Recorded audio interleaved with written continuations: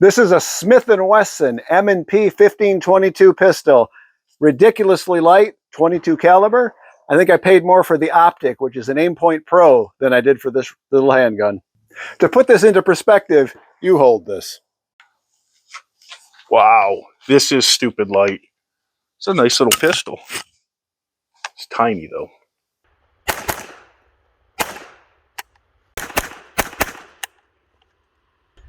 This will need a little bit of work, I think.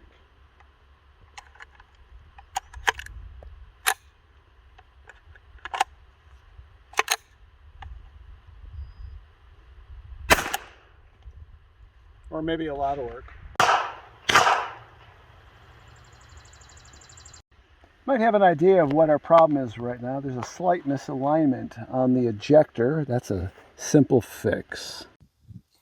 We ran 100 rounds through this from 2 different manufacturers. We were having failures to eject. I don't believe this to be an ammo problem, but rather an issue with the firearm. So let's go ahead and determine what's going on here and get it fixed.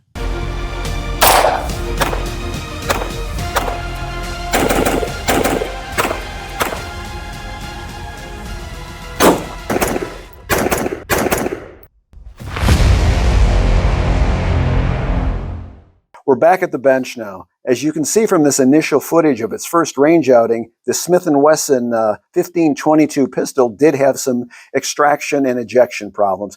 We're going to go ahead and take a look at this pistol and see what we can figure out. We initially purchased it for inexpensive training, range days, and just a lot of fun. Let's get this thing running right.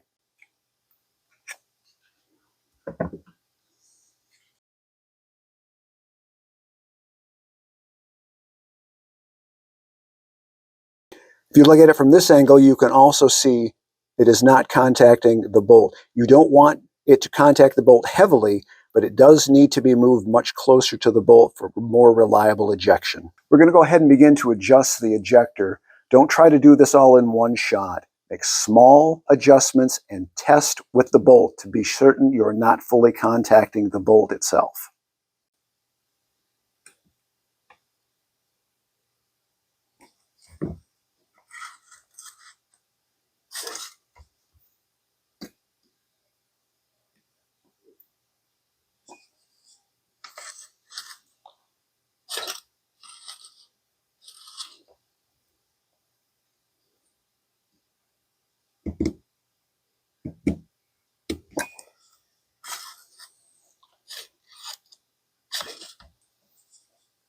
We've got some work still to do. We've got about a 1/16 of an inch gap still to go.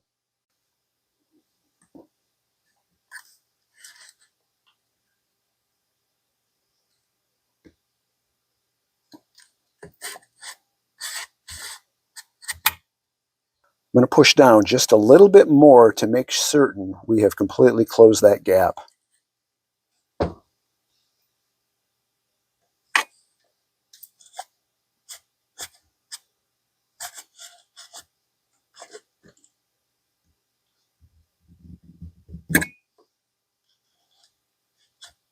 The gap is now almost completely closed. What we want to make certain of is we're not binding at any point on the bolt. Another area of possible concern is you would want to make certain that your ejector is pushed in snug against the bolt right here, but you don't want it to be rubbing heavily.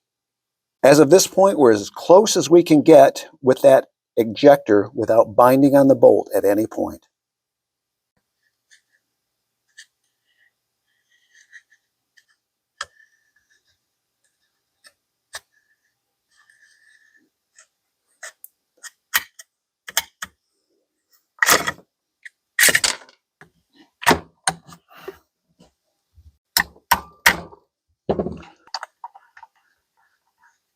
You can see by that test, we proved that the ejector is now adjusted correctly.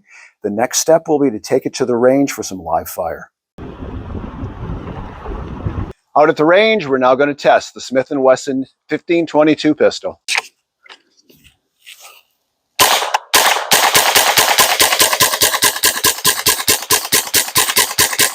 Another tip with these pistols, be certain to load these by hand. Don't use a loader, load them singly. What you're looking for is a staggered pattern. That'll ensure you do not have any failures to feed. Let's go ahead and rock another 25.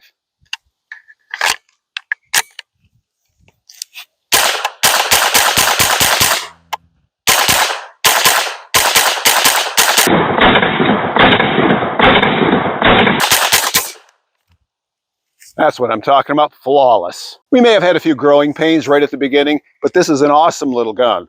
I'm actually thinking about adding a second. I highly recommend this for training purposes and just flat out range fun.